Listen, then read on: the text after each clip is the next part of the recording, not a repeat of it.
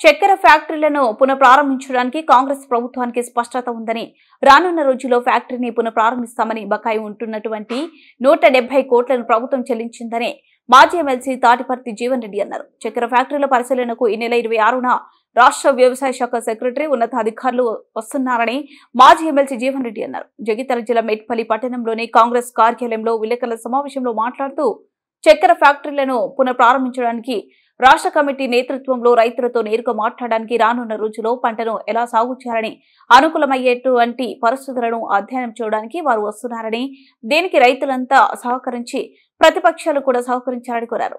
ఈ కార్యక్రమంలో రాష్ట్ర కాంగ్రెస్ పార్టీ నాయకులు జువ్వాడి కృష్ణారావు, మండల అధ్యక్షుడు తిప్పిరెడ్డి అంజిరెడ్డి, బ్లాక్ కాంగ్రెస్ అధ్యక్షుడు అల్లూరి మహేందర్ రెడ్డి, మాజీ జెడ్పీటీసీ ఆకుల లింగారెడ్డి, తుమ్మలపల్లి రాంప్రసాద్, ముఖీం షేక్ మహమ్మద్, జాకీర్, కొమ్ముర సంతోష్ రెడ్డి, జీవన్, రాష్ట్ర కాంగ్రెస్ పార్టీ నాయకులు తదితరులు పాల్గొన్నారు. వరికి ప్రత్యామ్నాయంగా ఇతరత్ర ఆరుతడి పంటలను ప్రోత్సహించాలని చెప్పని ప్రభుత్వం భావిస్తున్నప్పటికీ వీళ్ళ మొక్కజొన్నతో పాటుగా ఈ ప్రాంతం అంతా మనకు ఆల్మోస్ట్ 1980 నుండి షుగర్ కేన్ ప్రొడక్షన్ మీద రైతాంగం ఆధారపడటం, సరే తదుపరి కాలంలో అప్పుడు చంద్రబాబు నాయుడు గారు ముఖ్యమంత్రి ఉన్న సమయంలో దీన్ని ప్రైవేటీకరణ చేయటం, ప్రైవేటీకరణలో భాగంగా 51% వాటా ఆ డక్కన్ షుగర్ లిమిట్స్ వారు దక్కించుకోవటం, తెలంగాణ రాష్ట్ర ఏర్పాటు ఉద్యమ సమయంలో ఈ ప్రైవేట్ యాజమాన్యంలో ఉన్నటువంటి ఒక చక్కెర కర్మాగారం మనం NSF ఆధ్వర్యంలో ప్రభుత్వ పరంగా నిర్మింపజేయబడాలనే ఒక భావన తలంపు ఈ ప్రాంతంలో ఉద్యమంలో అదొక విధంగా భాగస్వామ్యమైంది. ఇప్పుడు పెద్ద రత్నాకరరావు గారు వారు ఎమ్మెల్యేగా ఉండగా సబ్ కమిటీ నివేదిక కూడా ఏదైతున్నదో చక్కెర కర్మాగారం NSF ఆధ్వర్యంలో ప్రభుత్వ పరంగా నిర్మించేయాలని చెప్పని కూడా వారు ప్రభుత్వానికి సూచన చేయడం జరిగింది. సరే తదుపరి కాలంలో 2014లో తెలంగాణ రాష్ట్రం ఏర్పాటు కాబడటంతో రైతాంగంలో చక్కెర కర్మాగారం ప్రభుత్వ పరంగా మరి ఈ విధమైన చర్యలు చేపట్టకపోవటం, అంటే ఈ ప్రాంతంలో చక్కెర ఉత్పత్తి పట్ల కూడా ఒక విధంగా రైతాంగం లోపల మరి ఆసక్తి తగ్గి మార్పు వచ్చింది. ఎందుకంటే కర్మాగారం నడుస్తుంటే ఒకలాగా ఉంటుంది, కర్మాగారం నడవనప్పుడు ఏదైతుందో ప్రత్యామ్నాయ పంటల వైపు రైతు ఆలోచన చేయవలసిన పరిస్థితి ఏర్పడుతుంది. ఆ ప్రత్యామ్నాయ పంటలలో మొక్కజొన్న జరిపేదికి వచ్చింది. ఇలా కాంగ్రెస్ పార్టీ రేవంత్ రెడ్డి గారు మన PCC ప్రెసిడెంట్ గా ఉన్నప్పుడు సమయం లోపల ఏదైతుందో అప్పుడు కృష్ణారావు గారు అంటే ఈ ప్రాంతంకి వెళ్ళి ప్రత్యేకంగా చొరవ తీసుకోవటం, రేవంత్ రెడ్డి గారు ఏదైతుందో అక్కడ ఫ్యాక్టరీ ఆ ప్రాంతంలోనే ప్రతిష్ట చేయటం, అంటే ఈ ప్రాంతంలో రైతాంగానికి ఏదైతే చక్కెర కర్మాగార పునఃప్రారంభం పట్ల ఉన్నటువంటి యొక్క ఆసక్తిని గమనించి రాష్ట్రంలో కాంగ్రెస్ ప్రభుత్వం ఏర్పడటంతోనే చక్కెర కర్మాగారం పునఃప్రారంభం చేయడం జరుగుతుందని చెప్పని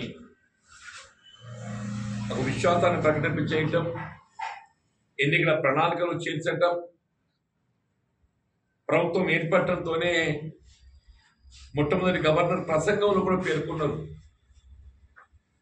ఈ చక్కెర కర్మాగారాలు పునఃప్రారంభం చేయడం జరుగుతుందని చెప్పి. అప్పుడు పరిశ్రమ శాఖ మంత్రి శ్రీధర్ బాబు గారి ఆధ్వర్యం లోపల ఈ పునఃప్రారంభానికి సంబంధించి విధి విధానాలు ఏ విధంగా ముందుకు పోవాలి పరిశీలించడానికి కమిటీ వేయటం, మరి ఆ కమిటీలో ఈ ప్రాంతంకి వెళ్ళి నేను సభ్యుడిగా ఉండటం, భూదన్కి వెళ్ళి సుదర్శన్ రెడ్డి గారు, ఇట్లా మెదక్కి వెళ్ళి ఏదైతున్నదో ఆ ప్రాంతంకి వెళ్ళి ఒకరు ఇట్లా ప్రతి ఉమ్మడి జిల్లాకి ఒక్కొక్కరిని సభ్యులుగా ఉండి పరిశీలించడం జరిగింది. అంటే వాస్తవంగా బేసిక్గా ఈ చక్కెర కర్మాగారాలు ఇవన్నీ ప్రైవేట్ యాజమాన్యంలో ఉన్నప్పుడు ఏదైతుందో ఈ మొత్తం ఆస్తులన్నీ హైపోథెకేట్ చేయబడిపోయినాయి. ఆ డెక్కన్ షుగర్ లిమిట్స్ వాడు ఏం చేసిందనంటే ఫ్యాక్టరీ నిర్వహణ కొరకు మనం ఎంతవరకైతే మన ఆస్తులు కూదబడి ఉన్నాయో ఆ ఆస్తులను విడిపించుకుంటేనే కానీ మనం ముందుకు పోలేము. వీళ్ళ తెలంగాణ రాష్ట్ర ప్రభుత్వం వీళ్ళ గౌరవ ముఖ్యమంత్రి రేవంత్ రెడ్డి గారు కమిటీ సూచన మేరకు శ్రీధర్బాబు గారి చొరవతో ఏదైతున్నదో ఈ బ్యాంకులకు చెల్లించవలసినటువంటి ఒక అప్పు వన్ టైం సెటిల్మెంట్ గా 172 కోట్లు చెల్లించబడే విధంగా తెలంగాణ ప్రభుత్వం ఏదైతుందో చెల్లింపు చేసింది.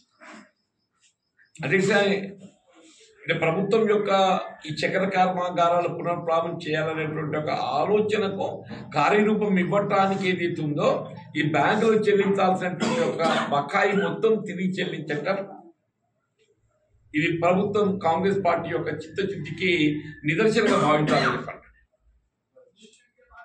ఈ 172 కోట్లు బకాయి చెల్లించి వీళ్ళ మొత్తం హక్కు పత్రాలన్నీ కూడా మళ్ళీ వి గాట్ బ్యాక్. హక్కు పత్రాలను కూడా వి గాట్ బ్యాక్ నిజాం చక్కెర కర్మాగారం NSF అధీనంలోకి వచ్చింది. సరే, ఇప్పుడు చక్కెర కర్మాగారం పునఃప్రారంభం పరిశీలనలో మారిన కాలానికి అనుగుణంగా బోధన ప్రాంతంలో కొంత ఆసక్తి తగ్గింది. బోధన ప్రాంతం లోపల అక్కడ రైతాంగం ఏదైతున్నదో మరి ఇప్పుడు ఈ పామాయిల్ ఒకటి తెర మీదకి వచ్చింది. పామాయిల్ తెర మీద రావడంతో ఏదైతుందో అక్కడ రైతాంగం కొంత పామాయిల్ ముగుతుంది. అక్కడ సుదర్శన్ రెడ్డి గారు ఏదైతుందో ఆ ప్రాంతానికి చాలా సభ్యులు ప్రాతినిధ్యం వహిస్తుండ్రో వారు చక్కెర సాగు కంటే ఎక్కువ పామాయిల్ పట్ల ఆ ప్రాంత భోజన ప్రాంత రైతాంగం ఏదైతున్నదో మరి ఆసక్తి కనబరుస్తున్నారు అనే ఒక భావన వ్యక్తం చేయగలం.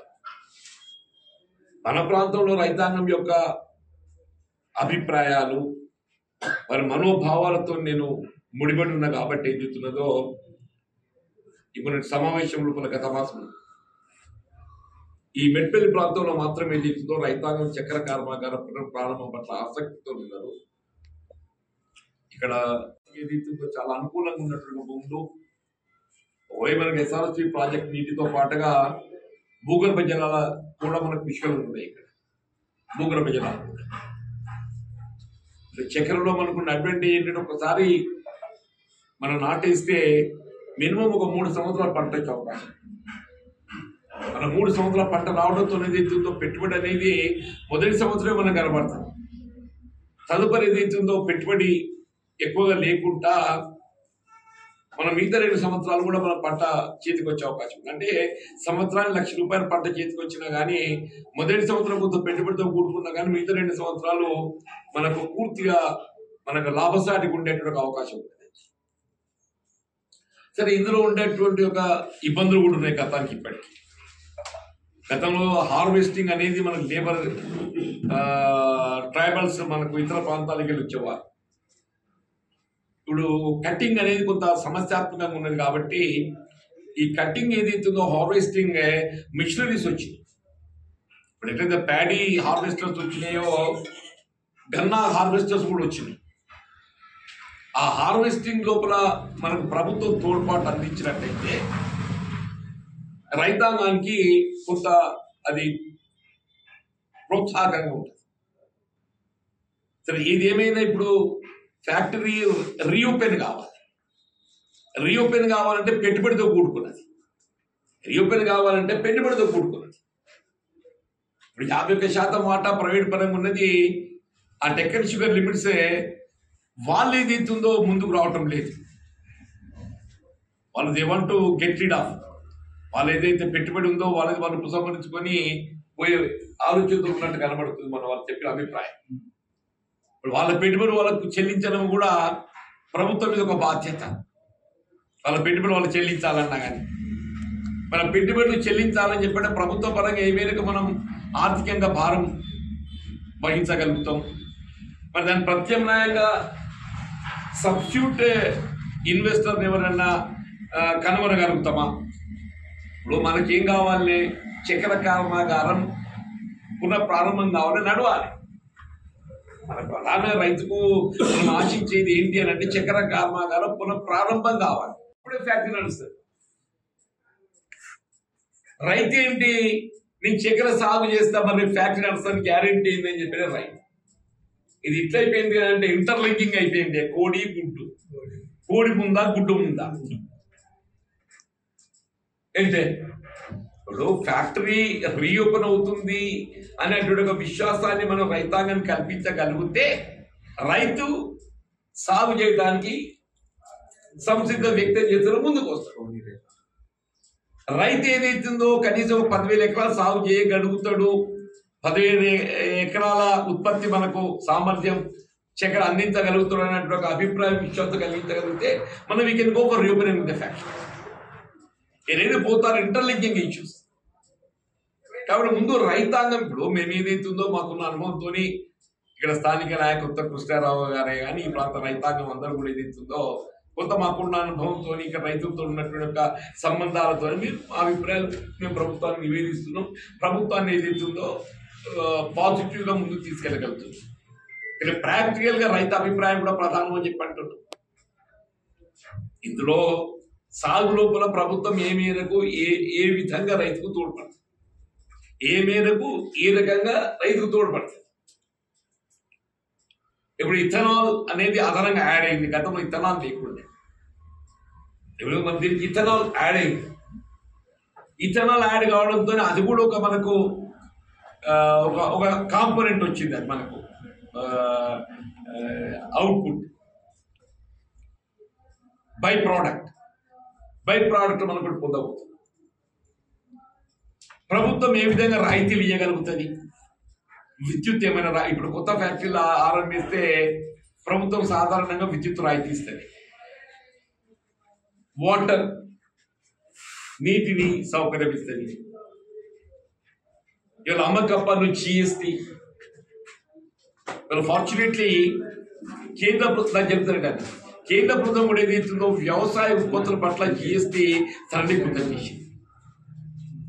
వ్యవసాయ ఉత్పత్తుల పట్ల అట్లా వ్యవసాయ పనిముట్ల పట్ల కూడా ఏదైతుందో GST మనకు సరళీకృతం చేసి చెప్తారు. అంటే ఇవన్నీ కూడా కొంత మనకు ప్రోత్సాహకరం కనబడుతున్నాయి. ఇవన్నీ రైతాంగంతో ప్రత్యక్షంగా ఇంటరాక్ట్ కావాలి. రైతాంగంతో ప్రత్యక్షంగా ఇంటరాక్ట్ అయినట్టయితే రైతాంగం యొక్క అభిప్రాయాన్ని పరిగణలోకి తీసుకొని మనం ఏ విధంగా ముందు బాగుంటుంది